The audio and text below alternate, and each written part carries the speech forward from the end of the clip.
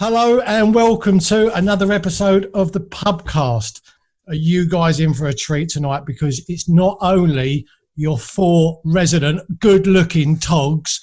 We're joined tonight by two very special needs photographers, Alan and James Burns. Hey! Hello, everyone. Hello. I'm not back to you on a Friday night, so... That's as formal as it gets. So we now just open a beer and we just go for it.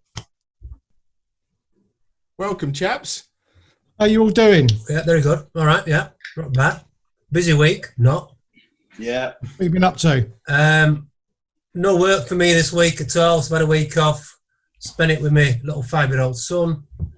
Been doing a bit of gardening, as you do. Got a bit of a project going on. So yeah, I've got the weather though, didn't I? It's lovely. Brilliant weather. Nice, isn't it? Yeah. Fantastic, yeah. I went up to the Lake District a couple of days. Dead. Absolutely. Did you? Really dead, yeah, quiet. Was that with you with that roof box on? That's it. Yeah. Was that you waving?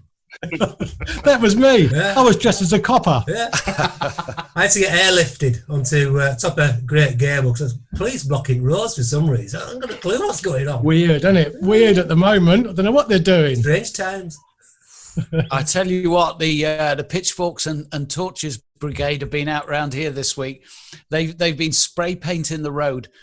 I went out for a bike ride today and I videoed it, and I've actually I've put it on the video where it says, go home. That was the polite one.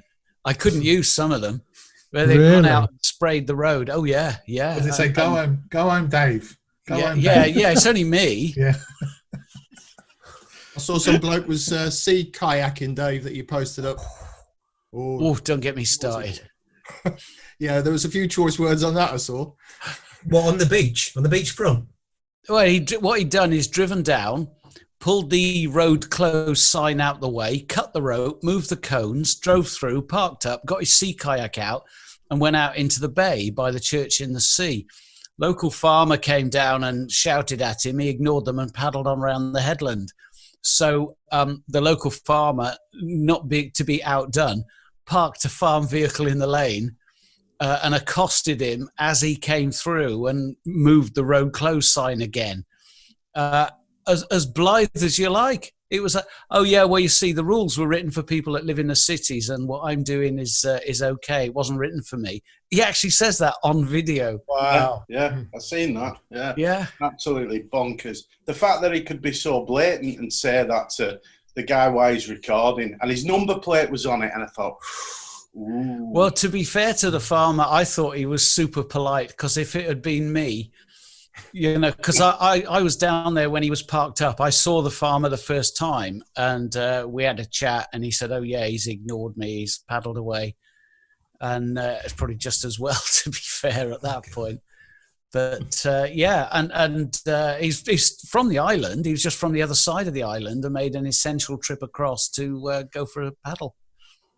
There's a video I saw on Facebook this morning of some, I think she was a disabled girl. I think she had Down syndrome or something, and it was a birthday, and clearly none of her family, and I think her mum didn't live with her, and they invited all of the family to do a drive past her house and wish her happy birthday, and the police got involved as well, and they were playing the sirens, and the whole family were like waving out the door, and she's getting really upset, bless her. She goes, I just want to hug them.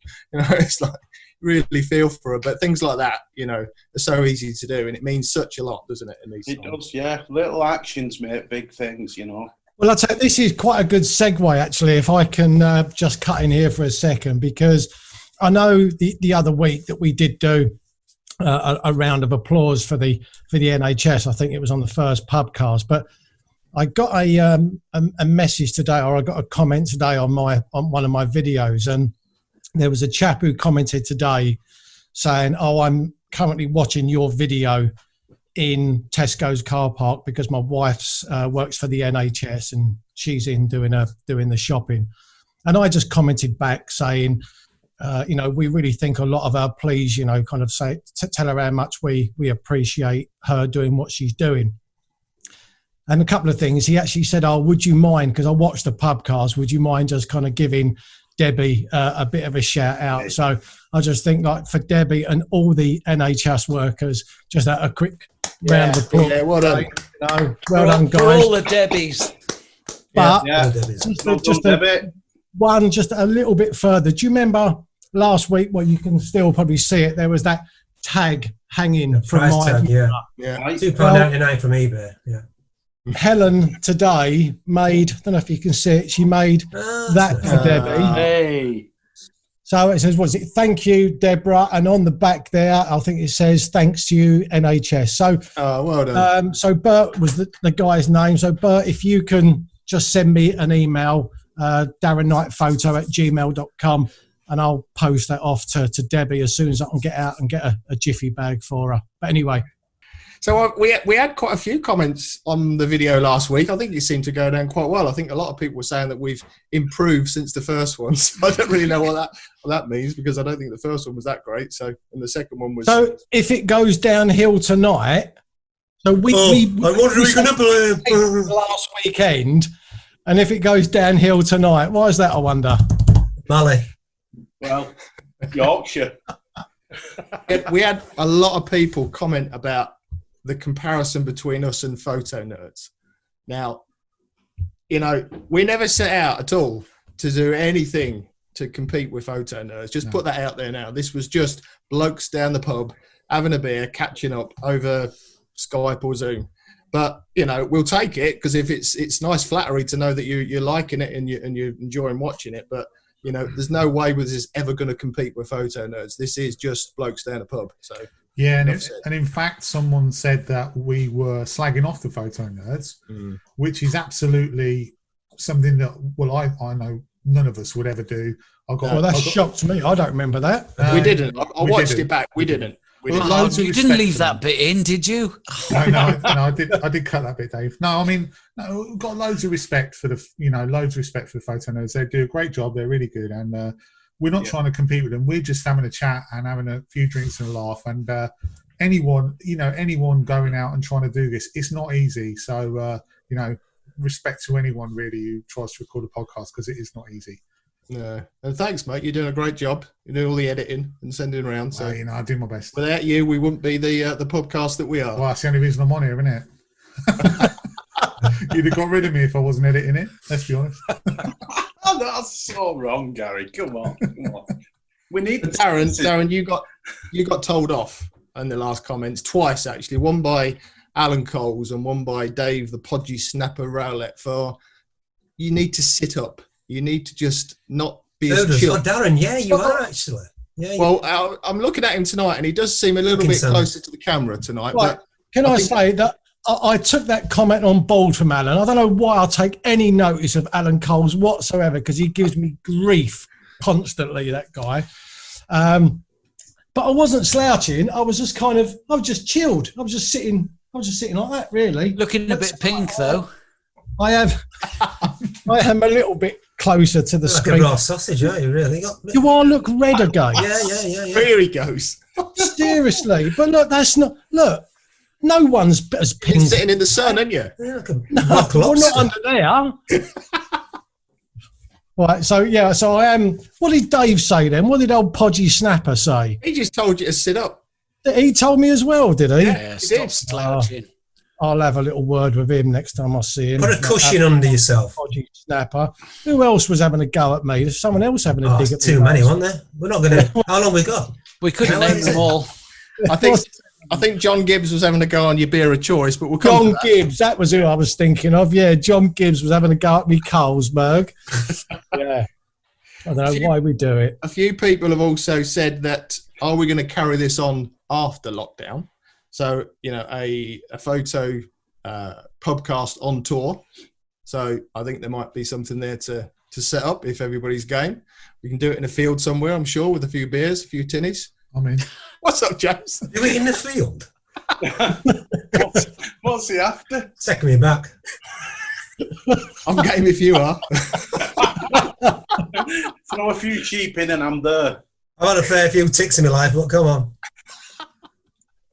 And there's actually a comment. She didn't comment on the on the video, but my wife's made a comment. Oh. She watched the podcast today, and she's given some critique in terms of the 4 people that were at the pub that evening. And she said, Darren, she says, you're the eye candy of the 4. I'll take that one. Anyway, and thank you ever so much for watching. And then we're going to end the podcast tonight. David, she said, you're the eloquent one. Off. Christ, what's going to happen to me? Gary's the troublemaker, but very engaging. Oh, I'll take that. I'll take that. And I'm just the add-on, apparently. I'm just the person that was making up the numbers. I mean, add-on, yeah. Bless her. Thanks for input there, Molly. That's very kind of her, bless her. I'm not fighting you round here, mate. I don't know where that might end up. And then finally, Dean Bentham 65 gave the judgment of the beer of choice for the last podcast. So, drum roll here. In 4th place, unfortunately, with a Carlsberg was Darren. In 3rd place, with his Spanish Estrella, was Gary. In 2nd place was me, pipped by the Bishop's finger himself. No one wants to be pipped by the Bishop's finger, do they? I'll be slipping another one in shortly. This is far too uncomfortable. I'm going to go. What are we doing tonight? What are we drinking tonight, boys? I know what you're drinking, James. Go on, you go first. Okay, so I'm going to come out of it, yeah? This is a cup of tea. Cup of tea. Yeah, cup of tea. I don't drink. Oh, fair enough. Cup of tea, 1 sugar and milk. That'll do, mate. Fair If I drink, I just get boom. The following day, just mash head. I've done all that. Got a T-shirt. I don't enjoy it anymore. I'll still probably lose. I'll probably still come bottom with me Carlsberg, even when you've got a cup of tea, won't I? Yeah, you will. Yeah, probably. Deservedly so as well. Carlsberg. You still on the Carlsberg, Darren? Wash my car with that. Come on, Mally, what you got? What you got? What you drinking? What's that, Strongbow? Strongbow. I couldn't get any Old Rosie. Lucky for you guys, really, because, have you had Old Rosie? Back again, aren't we? She's a belter. She's about 7 Strongbow tonight. And how many have you had before the pubcast? I've only just started. I thought I'd lay off. I didn't want to peak too soon. Didn't you say on Messenger earlier on that you were going to start about 2 o'clock? That's 4 hours ago. Yeah, I got distracted. I was doing a bit of editing, so. Okay. I like to be sober. With a bottle of whiskey? I'm drinking Newcastle Brown Ale now. I used to drink that. And then I'm on Modelo, which was subbed from I had Biera, the old Biera Moretti. Nice. Modelo's been subbed, but it's not cold because I forgot to put it in the fridge. So has anyone actually done any photography this week? Yep. Oh, yeah, I know. Yeah, you have, Dave. What about you? What you been up to then? What you been photographing? I'm doing my 365, aren't I? So I've got to do a picture. So it's getting really difficult because I chose to do a 365 and we're in a lockdown now. So I'm looking at lines, patterns, shapes around the house, in the garden, and I'm only using my phone. So it's still, nothing's really changed. The lockdown hasn't changed it for the 365 because it's just about seeing. It's about, looking around as much as you can, objects in the house, light flooding in through the windows, shadows and things like that. So that's been me. So I've managed to get out snapping on me daily 1 a day walk. That's what it's all about, snapping with me old M50. Yeah. So DSLR tripod's been put away in hibernation. And all it is, it's just quick, instinctive shots. I did a vlog last week and released one this Sunday. And I'm really enjoying it. Yeah. Handheld stuff, quick shots, and that's it. No harm in that. No, not at all. Some will argue against it, but no. We've had some good sunsets this week, haven't we, as well? Yeah. I've not been out to get them, but there's been quite a few nice sunsets this week. Yeah. Well, sunrise, most mornings for me, sunrise, it's dead quiet, obviously. And a few moon pictures as well, of course. Yeah, just a few. Yeah. That was just in David's office. Yeah, that was a lovely image, Dave, that you took. Well done for that one. Oh, thank you very much. Yeah. Did I see it make the local paper, David? Well, ITV News got hold of me and said, could they use it? So I sat and bloody watched ITV News, and they didn't use it. It's just a ruse to get me to watch it instead of Sky. They approached you then, David? They approached you first? How come? Via Twitter, just to say, could we use it, and could I confirm that I took the shot? I mean, they've done that before. I've had pictures on various news things that they've picked up from social media. I never submit stuff because, No, I don't. Why would you?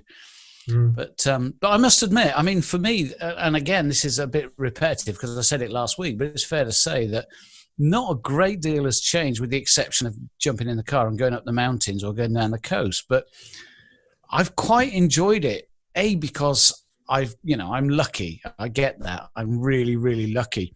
But also because it's really forced me, kind of like Mally and yourself, James, you've got to work with what you've got. And I'm sure that give it a couple of months down the road when we're back out in the wilds, hopefully our photography will be better because we've just kind of sharpened our skills. We can see stuff that we might otherwise not have seen. Yeah, right. And also, I mean, I know it's Mally obviously is a bit hyper enthusiastic sometimes, but my enthusiasm for the mountains will only be increased by the fact that I've had a break from them. I must admit, I'm tempted to sleep in my tent in the garden and pretend I'm on the summit of Moyle Shabod. But it's right in a way. I think in a way it may improve our photography. I know Chris Sale made a point of it recently. Just by quick snaps, no real thought behind the photo, just instinctively take it, and you look at different things, as you say, David. Yeah. Usually you pass. I think it will certainly make us appreciate going out more. Getting out and being in the mountains or wherever it is that we go, because we're looking at probably another 2 or 3 months of this possibly. So when we finally do get out, you're going to really appreciate what you got around you, especially for you guys who go out a lot, to the lakes or to Snowdonia. When you don't have it, I guess you're really missing it. So you'll really appreciate it when you get back. Yeah, and it's a tease because I can see the mountains when I walk around the lake every day. I can see the mountains and there isn't. If I go clockwise, I see them as I'm coming back to the house. I go the other way, I see them the other side, but I look across at them. You can't go, oh no, I'm not looking at them. No, what mountains? No, I can't see anything. Yeah. And that makes it bloody worse, to be honest. It's terrible for me and Jamie, and Darren, because the mountains where we are, they're just so striking, aren't they? Like everywhere you look. I've just got the anthill. I've just got to get there and say that although I don't know how this might come across to you guys or anyone else, but there's mountains everywhere. So my next vlog project, I wasn't going to mention it, but I feel like I have to, going off what you said then, is that I've been looking up at the clouds, and we've not had a lot lately, which is ironic, but the clouds are our mountains. Or even when you look at, say, an old piece of sawn wood, I've just had an extension built at the back of the house, and there's bits of wood thrown everywhere. And I'm looking at them thinking, wow, there's grooves in that are leading lines that are taking you towards whatever you want it to be. You can create your own landscape. So I've been doing a vlog over the past couple of days where I'm photographing things that are almost, there's shapes in the landscape, if you like, that give you what we're missing. If that makes sense. Yeah, it does. Yeah, it does. It does, yeah. Darren, how about your wildlife stuff? How's that going? Yeah, as I say, I'm thoroughly enjoying it, and I think kind of almost like what Mally was saying a second ago. I think when you're in this situation, you got just two options. You either just put your kit away for weeks or months on end and don't bother getting it out again, or you've got to try and think outside the box a little bit, like what Mally's doing at the moment.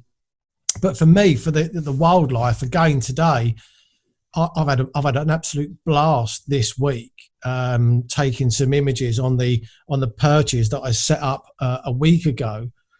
But then I've noticed some of the movement of the birds and how they land and how they feed.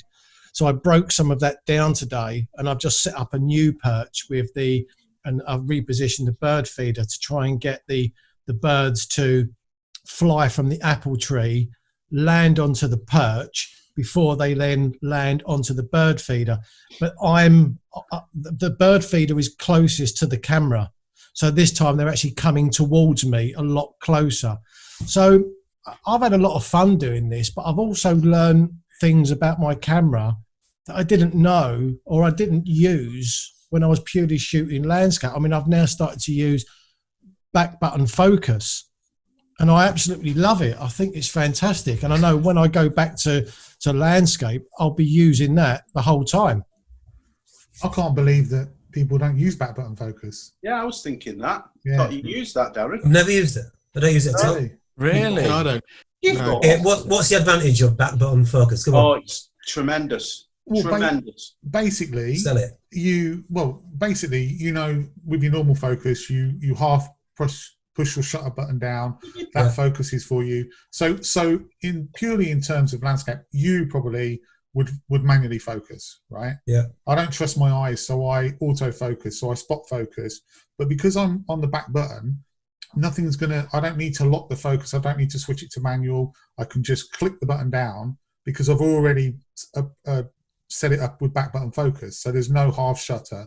And if you're doing something like bird photography, street photography, it's so much more instinctive, because say you put your camera into AI servo mode and you just sit there with your finger on the button, all focusing continuously, and then you're taking your shot. So it just, for me, I can't understand why anyone uses it. It's really weird, because today, as it happens, coincidentally, I was down at the Church in the Sea, and I just took my little Sony RX100 with me because I was on my bike. And I haven't worked out how to set up back button focus, but I haven't used half press focus for 3.5-4 years maybe. So every time I half press this button, it was going beep, and it was making me jump. It was really weird. I get it for people and wildlife and things like that, but I don't for landscapes. I just use manual focus, live view, zoom in on the back, so as close as you can, focus up. Jobs are good, and really, I don't see the point in anything else apart from doing it that way. It's really for wildlife and sports photography, I would have thought, definitely.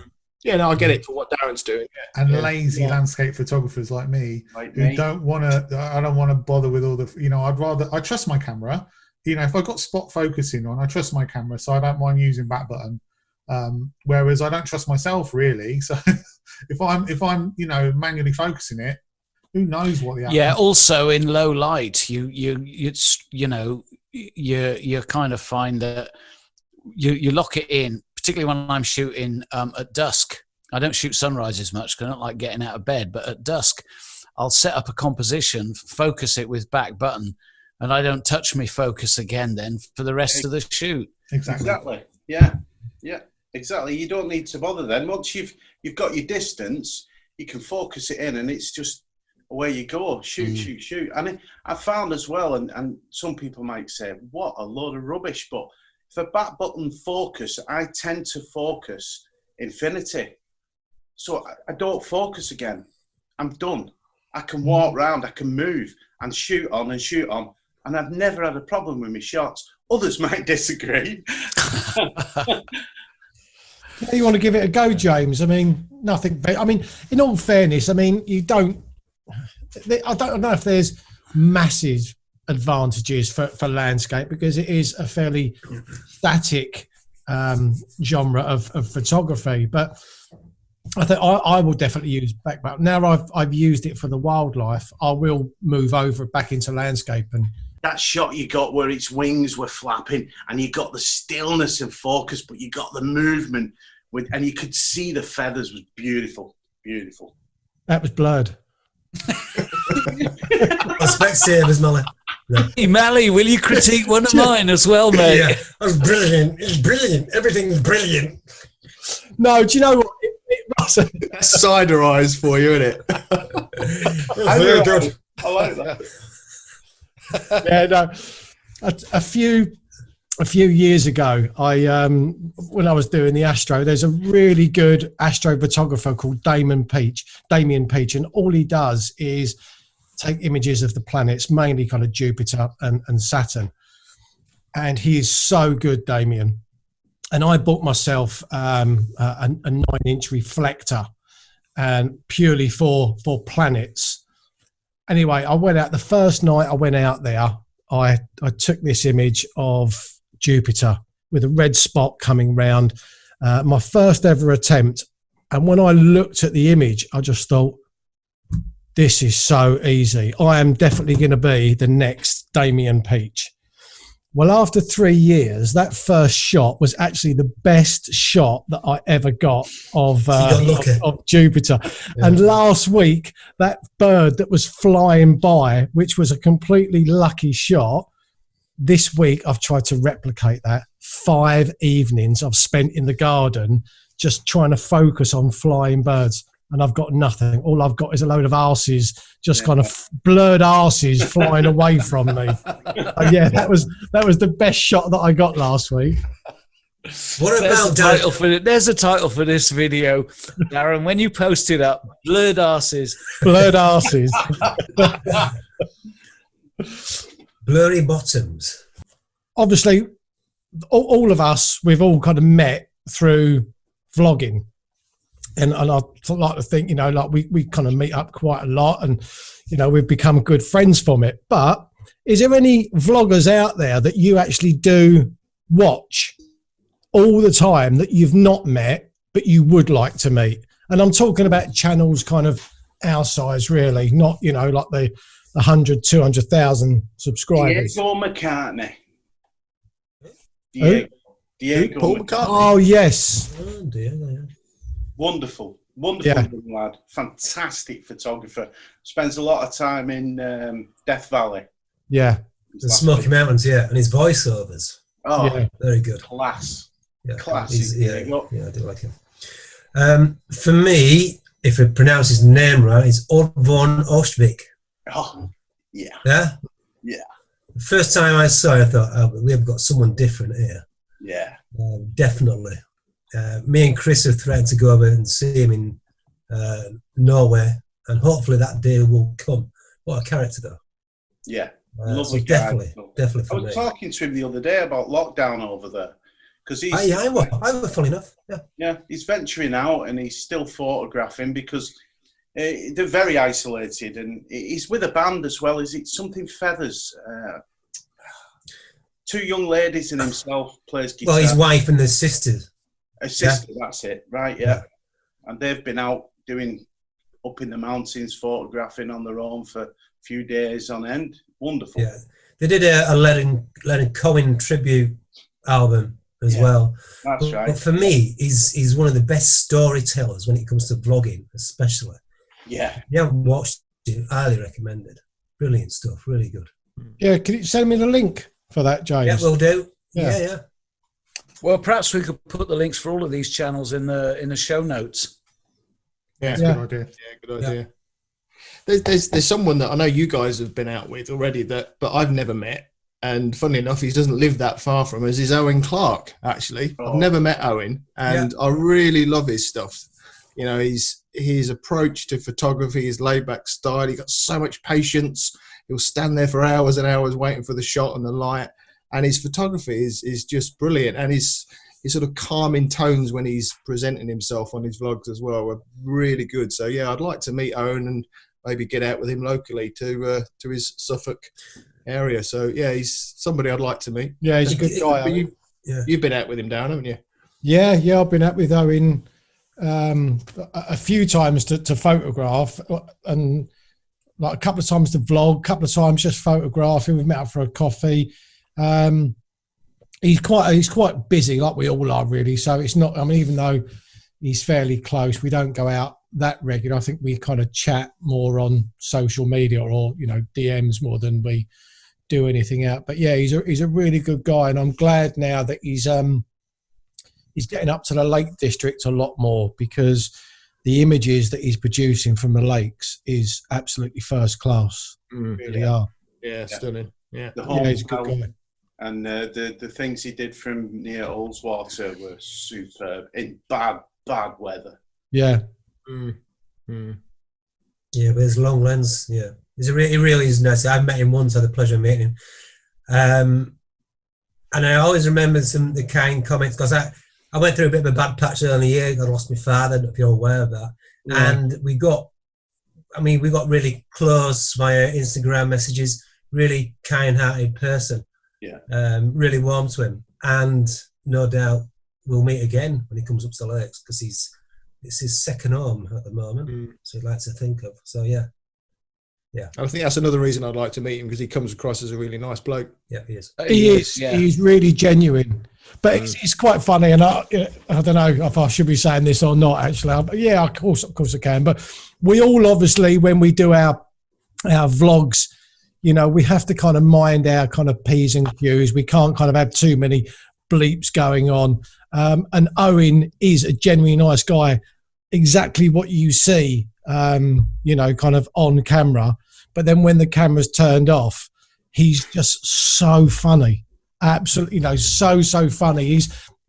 It's hard to describe. It's Owen, but with another side to him as well, you know, like a side that you just can't, none of us can portray on camera, but, you know, a really, really good kind of sense of humour. Very funny. Do you think there's a fear with vloggers that, obviously Mally accepted, but, and I mean that really, no, Mally, I mean that really nicely, right? No, I mean it in a nice filter. Way. No filter. Do you think there's a fear with vloggers that they don't necessarily want to put themselves out 100% on camera as to who they are? Definitely. Because you do, though. I mean, Mally, you are who you are. I don't, Gary. And I feel like I am who I am. It's people's perceptions. Yeah, I think there's a lot of people who are. They're like, oh, I don't want to say that, or I don't want to do that, you know. And you wonder whether they're worried. But I think it's actually a good thing. I think if you are who you are, then people are going to like you for who you are, and relate to you. Yeah, you know. But you know, that's just a thing thrown out there, really. And there's me doing my best to win a BAFTA.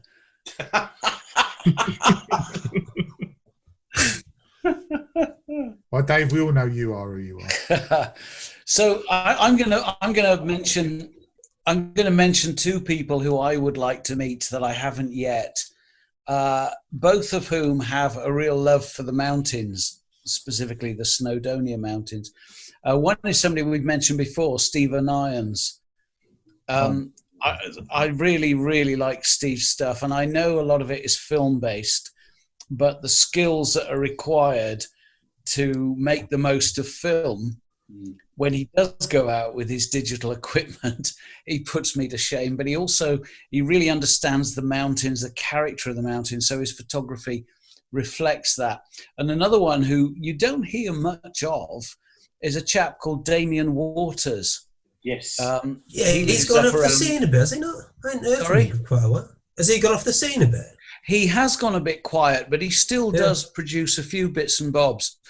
But interestingly, because he's sort of, I think he's a professional. I don't know him well enough to swear to that, but his website is called Drum Images, but actually around here you pronounce it Drim. And it's a mountain near a village called Rowan in the Carnethi Range, the northern area of Snowdonia. And he said several times that he spent a lot of holiday time there as a kid. And I suspect that's why he's named his organization as that. But he knows the hills as well as anybody. So for me, a dream day out would be those two guys up a hill somewhere, probably in the Carnethi, away from the crowds on Carneth Llewellyn. That would be brilliant. If I could pull that off, and if either of them are watching it, please get in touch, because that would be a fabulous vlog for the middle of this year, perhaps. Who knows? Pubcast, connecting people. Fantastic. Damien really knows his tides as well. He really knows a lot about nature. He's very much in touch with the world around him, and you can learn a lot from watching his videos. Well, he was one of the people that I watched very early on when I thought, oh, I should start a YouTube channel. I mean, you know, if you were to sort of backtrace it, it would be Jason and Damien. Those were the two where I was watching their stuff and thinking, well, I know those patches, so I could do a similar sort of thing. What about you, Darren? There's so many, so it's really kind of hard to narrow it down. I mean, I'd love to meet John Gibbs and Alan Coles, even though they both give me a lot of grief, to be honest with you. But I think the one person that I was kind of fairly close to meeting up with, but we just couldn't kind of tie things up, was actually Nev Cartledge. Yeah. Nev's, you know, definitely someone I'd really like to meet up. 2019 was a really busy year for me because I had that 6 week sabbatical, and I can't remember if I went to Norway that year and Iceland as well, and there was a lot of trips to Snowdonia. And 2019 was probably my busiest year. And he messaged me to say, mate, I'm going to Ireland. Do you fancy coming with me for a week? But I'd just done so much that I just couldn't take another week off. And when I watched his videos from Ireland, the shots that he was getting, they're watching his videos, just thinking, oh, crikey, you know, why didn't I just stack off work for a week and just do it, you know? So, yeah. Gary, what about you? It's probably more people that I wouldn't want to meet than I would want to meet. I've met loads of people that I really like and get on with, and there's a few guys like Alan Coles. You know, I chat with him most days. Actually, he's a really nice guy, and I'd like to meet him. But I've met loads of you guys. You know, I've met like most of the people I want to meet, and everyone else on the list really is just probably someone who I'd probably really annoy them. So, who are you pointing at? Pork scratchings, man, here. Oh, right. What's up? It was pizza last week, mate. You had pizza last week. He's getting well fed up, isn't he? Yeah. Low and slow barbecue, marvellous maple, and perfectly salted. Oh, selection. Ooh. So what we've been watching this week on the old tube while we've been locked in, anything worth shouting out about? I'll go. Go on. Yeah, go.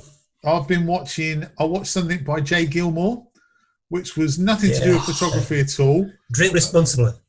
Yes, exactly. It's really good, really inventive. I thought it was really cool. I like him. He seems a nice guy. I wouldn't mind meeting him, actually. He seems a nice guy. And yeah, that was really cool.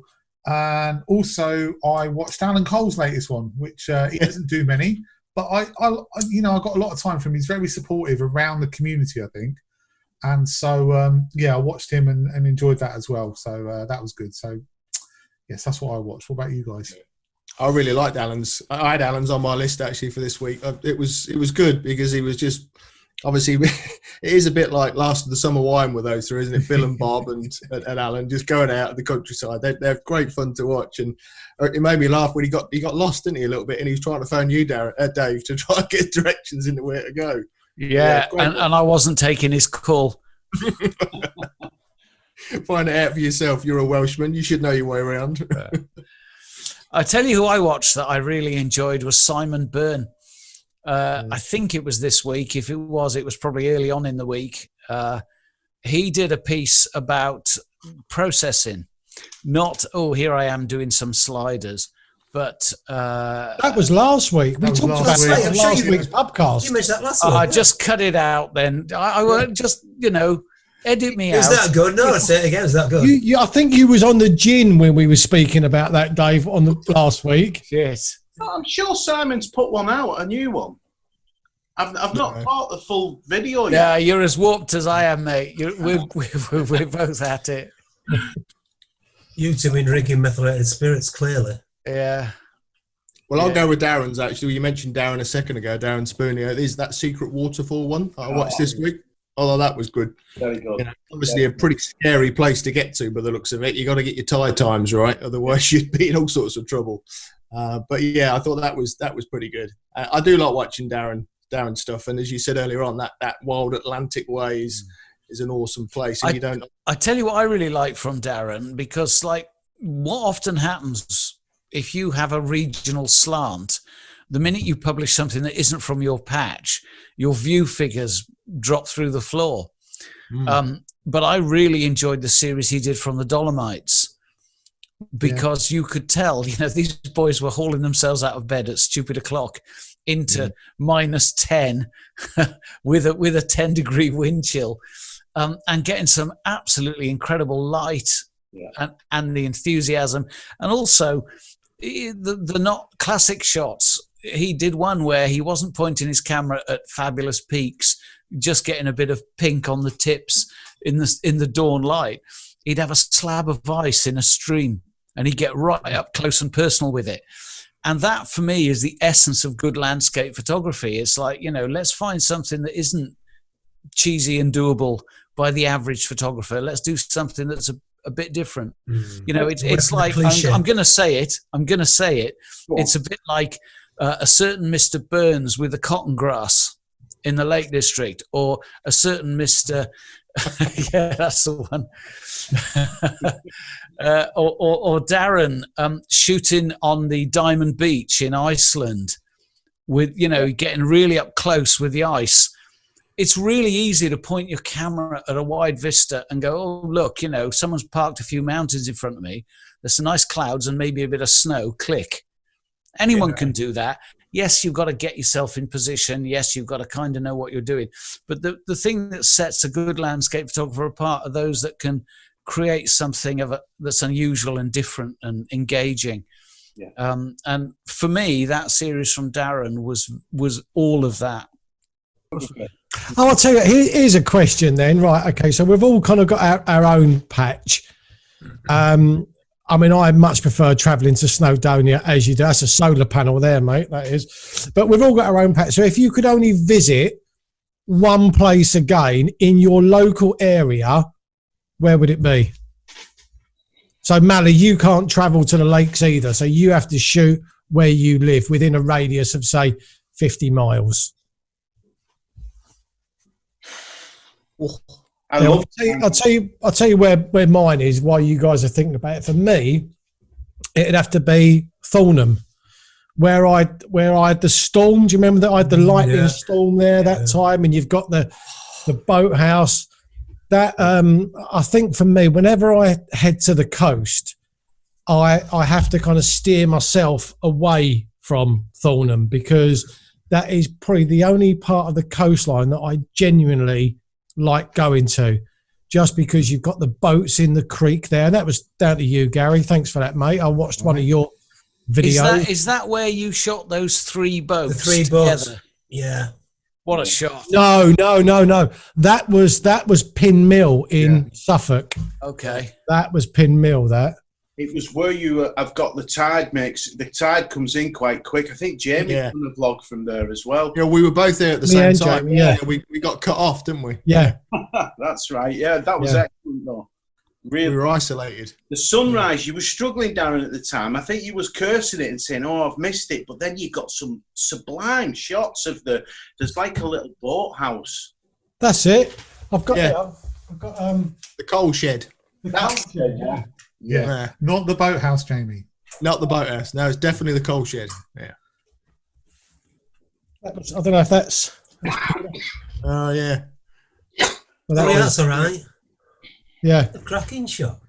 I would honestly say that is your best video. The one from Thornham with the lightning is your best vlog. And that is one of my favourite photos that anybody has taken on a vlog. I absolutely love it, I have to say, mate. And that's Thank you. Truth. I'm just being honest. That was the kind of vlog that you just couldn't plan on making, because I went there for the lunar eclipse. I mean, that was going back, I think that was 2 years. Do you remember when we had that really hot summer and it didn't rain for something like kind of 3 months? Something ridiculous. It was 2 years ago. bone dry. Yeah. And I went and picked the motorhome up and wearing a pair of shorts, going there for the lunar eclipse. And as I was driving, it was biblical weather. It just started hammering down. Hailstones. I think this was in like August time. I think, you know, I took them shots, and then that amazing electrical storm that night. I mean, yeah, if it wasn't for the lunar eclipse, I wouldn't have been there. So I was. That was the first vlog of yours that I watched, because Gary and I were sat on a roadside pub in North Wales. He said, "There's this bloke called Darren Knight. You want to check him out?" I was thinking, "Oh, really? Someone else to check? Oh, come on!" And so I tuned in, and that was the first one I watched. And you watch that, and you think, "Blimey, this guy's good." Oh my goodness! It went downhill after that. You struggled to keep it up, I've got to say. You know what video got me, Darren, about yourself was when you went to was it Spain, or was it Spain with Lanzarote? The Astro? No, it's Gary, isn't it? Oh no, to France, to the Alps, to Ollie's, With Ollie, with your friend. That video. Special friend. So much emotion. And take no notice of him, Mally. You carry on, mate. You carry on, sausage. Filled with emotion, and just it kind of looks back at where you came from with your astrophotography. Yeah. Eye-opening for me to find out that we all think we know each other to a degree, which we do, but then there's these facets and there's these dimensions to each of us from the past that we don't know. And that video to me was like a mind, bow, boom, look at this. And Ollie and the way he was a gentleman, and such a lovely video. So, come on, we were talking about where would we go if we could only go to one place. Yeah, so for me, okay, it's a place called Southern Scales, which is in the Yorkshire Dales, foothills, limestone country, basically, foothills of Ingleborough. I love it that much that I'm currently doing a project called Car, basically black and white photography, just using the patterns of the limestone foreground, then trees beyond. I just fall in love with that place. But I tell you what, it's an absolute minefield. You really got to be careful standing on the limestone. One slip and your ankles are gone. Is that where you left your bit of kit and found it? Yes. 6 months later. My selfie, unbelievable. Selfie stick, So I forgot about it, returned, and this was in the spring when I discovered it. So it went through all autumn, winter, and there it was. Just standing, all shy, cowering in a corner. Remember me? Rusty. And it works. It works. But yeah, definitely that's the place for me. Definitely. I think it's, for you guys, it's like, I hate to say it, but it's quite easy because I mean, look at what's around you. Look at what's around you guys. You've got, you know, Dave, for instance, on Anglesey, he's got everything he wants within sort of LO. Oh my God. But Dave's got everything he wants within 15, 20 miles. You're right by Ingleborough, James, and you've got the limestone paths and all of those. Mally, you've got, for instance, I can't imagine Perch Rock is that far away from you, for instance, things like that. Whereas for us guys in the east of England, especially for me, I am like literally, there are places that I look at that they're okay in the right conditions, but if the conditions aren't right, you can forget it. They're just, shocking, and it's very difficult for me to pick one place within probably a radius of about, I don't know, 100 miles that's really... What about those poppies, though, mate? Those poppies, they were stunning. Yeah. They can't have been far away. What about your tree? What about that field? That tree was awesome, Gabby. Well, all right. I was going to mention the tree. The poppies, that's luck, really. It's if they're out, they're out. They're about 5 miles away, and a tree's just up the road from 5 them. miles. So, yeah, I know.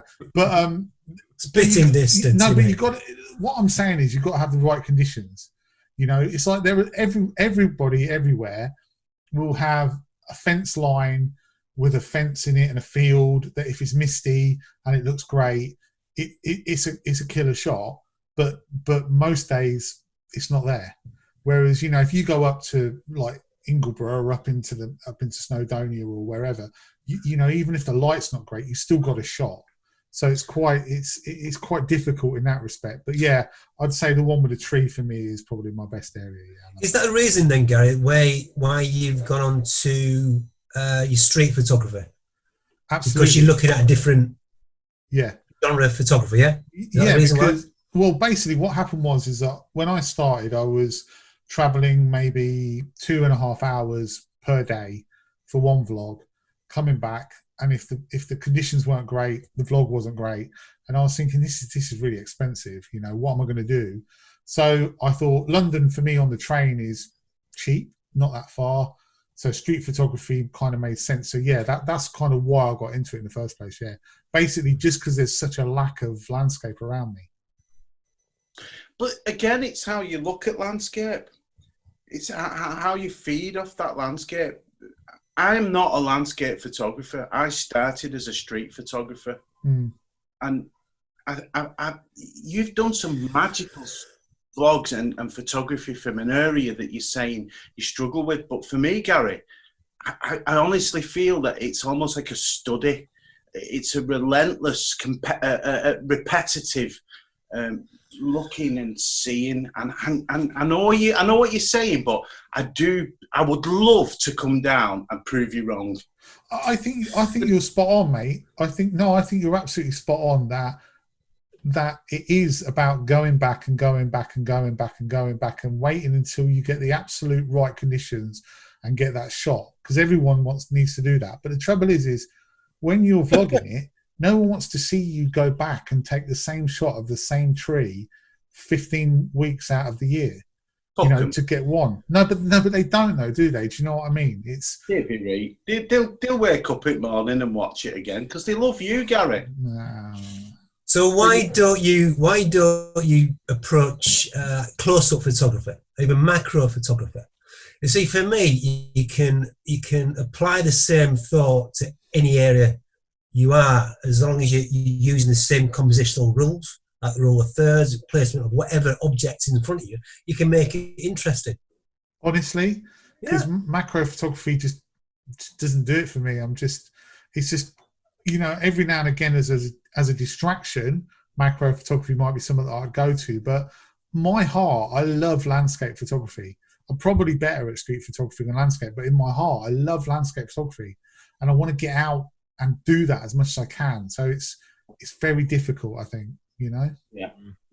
And I think Gary, you're right about the conditions around our way, because there are some good opportunities around here, and there's plenty of locations that, given the right light and given the right conditions, and if it's a stormy day and the rest of it, then you can really make the most out of it. But it is hard if you haven't got the right conditions. The amount of times I've travelled out around here locally to try and get a vlog, and it's grey and it's just boring, and you just can't make nothing of just a flat landscape, no matter how hard you try, and it is really hard. Big skies are brilliant if you've got big skies. It's like the Fenland photography essentially is big skies, small focal points, and if you've got big skies, great. But if it's flat, it's dead. There's nothing there. So what do you then do? Obviously, like James would say, go intimate. You go in, find woodland. But then the woodland. When I went to Wales, when I went to Corrie de Brenin in Wales, that blew my mind because of all the moss and everything all over. You don't get that here because it's a completely different. As you guys pointed out to me, because I was completely stupid. You don't get that the soil is different, so you don't get the moss. And so when you go into the woodland here, it's all very samey. If you've got a nice foggy day or misty day, brilliant. But if you haven't, it's very difficult woodland here as well. So the woods you went to with the silver birch and what Jamie got and yourself. That's what we're saying about the conditions, O'Malley. I think you're right. In any woodland, if you've got mist and fog, you're likely to get a reasonable composition and a decent shot. But I'm not the Simon, but I'm a bit against that, because I believe there's a lot to be had in any condition in any woodland, and I think you proved that yourself. I know that's going against Graham, but those silver birch were beautiful in any condition. But that day, Mally, get lines, get angles, get yeah.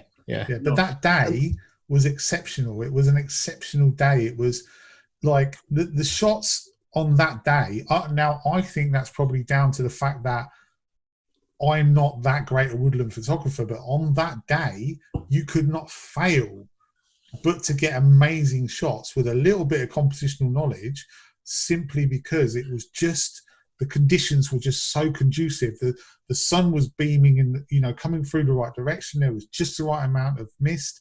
It was perfect. It was absolutely perfect for us.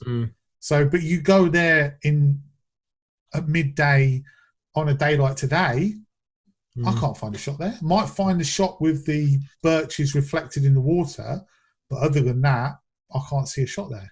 But that was what I wanted to do this year before this happened, was set myself a project at Holme Fen, because, you are right, Mally, there are so many compositional opportunities with those silver birches. They're so photogenic. And in mist and fog and snow and frost, then they look fantastic. But, just getting a bit of light on the side of them, using the shapes, using the reflections. And there is a lot of opportunity in there. And that was what I wanted to do this year, was set myself a project to try and just explore that area of Holme Fen and just really try and pick out compositions in any light, in any conditions, any part of the day. And the key there, Jim, is just to make sure you're disciplined as well. Don't move around like 10 metre square area. Just get the most out of it. But going back to silver birch, I mean, look at the textures you can get from that if you're going in close. There's loads of different compositions, different views of things, in my opinion. I must admit, I'm with the guys. I mean, I struggle, around here. That's why obviously I'm in Snowdonia as much as I am, and I think again, and I hear what you guys are saying, but once you've shot that silver birch, you go to another woodland, and there's another silver birch. And, you go to, like, say, the coast in Norfolk and Suffolk, which is very sandy. There's no huge rocks or cliff faces where you kind of get that kind of huge crashing wave coming up. And it's very sandy. It's very samey. So it's hard to get motivated once you've done one beach to go to another beach that looks pretty much exactly the same. You've got the sand, you've got the dunes.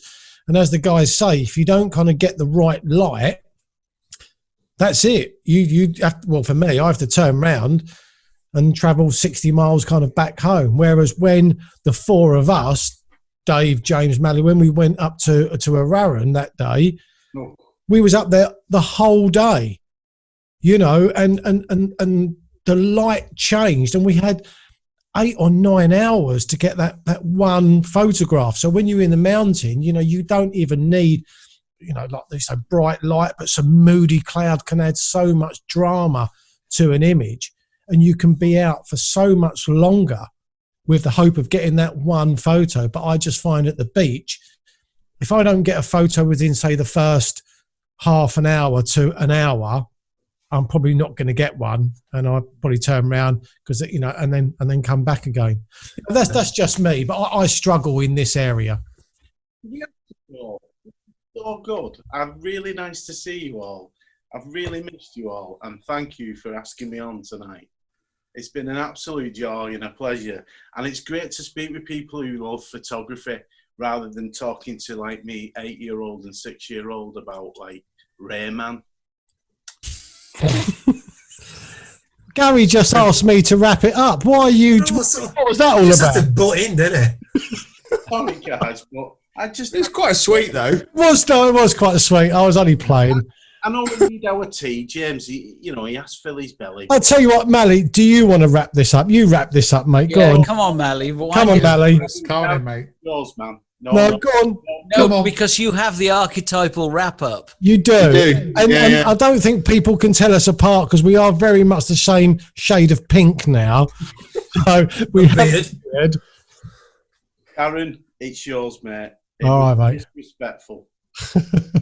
Right, well, I think we're going to end this here now. So thanks ever so much for watching. And from me and the other guys, we'll see you next week. But I think on next week, it'll probably be on Dave's channel. But until then, see you guys. Cheers, guys. Bye-bye. Bye-bye.